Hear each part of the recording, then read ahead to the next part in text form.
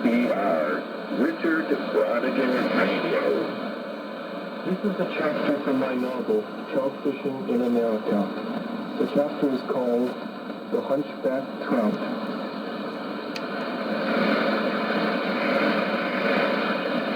The creek was made narrow by little green trees that grew too close together.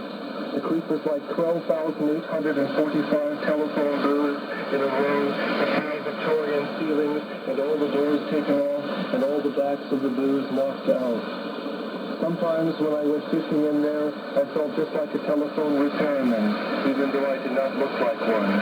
I was only a kid covered with fishing tackle, but in some strange way, by going in there and catching a few trout, I kept the telephones in service. I was an asset to society. It was pleasant work, but at times it made me uneasy. It could grow dark in there instantly when there were some clouds in the sky and they worked their way onto the sun. Then you almost needed candles to fish by and foxfire in your reflexes.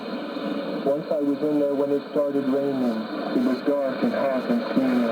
I was, of course, on overtime. I had that going in my favor. I caught 7 trout in 15 minutes. The trout in those telephone booths were good fellows.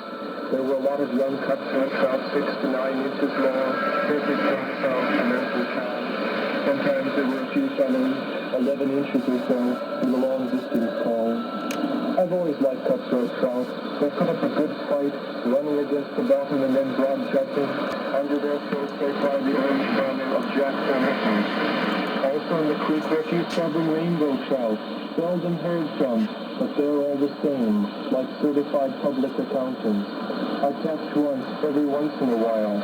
They were fat and chunky, almost as wide as they were long.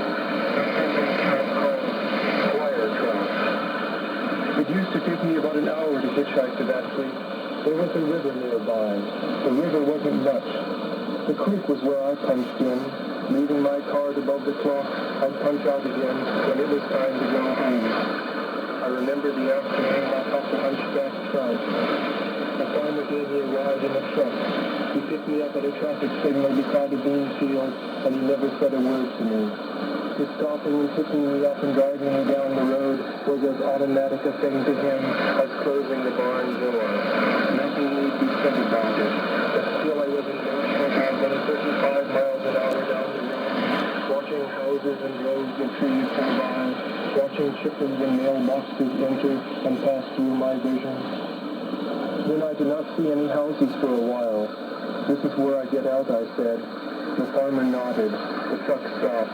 Thanks a lot, I said. The farmer did not ruin his audition for the Metropolitan Airport by making a sound. He just nodded his head again. The truck started up. He was the original silent old farmer. A little while later, I was punching in at the creek. I put my card above the clock and went into that long tunnel of telephone booths. I waited about 73 telephone booths in. I caught 2 trout in a little hole that was like a wagon wheel. It was made of solid hole and always good for a trout or two. I always like to think of that hole as a kind of pencil sharpener. I put my reflexes in and they came back out with a good point on them. Over a period of a couple of years, I must have caught 50 trout in that hole, though it was only as big as a wagon wheel. I was fishing with salmon eggs and using a size 14 single egg hook on a 1.25 pound test tippet. The 2 trout lay in my creel covered entirely by green ferns. Ferns made gentle and fragile by the damp walls of telephone booths. The next good place was 45 telephone booths in. The place was at the end of a run of gravel, brown and slippery with algae. The run of gravel dropped off and disappeared at a little shelf where there were some white rocks. One of the rocks was kind of strange. It was a flat white rock.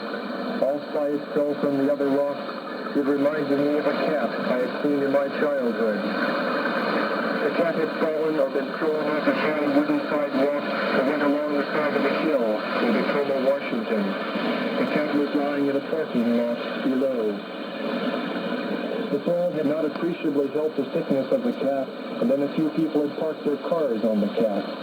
Of course, that was a long time ago, and the cars looked different from the way they look now. You hardly see those cars anymore. They are the old cars.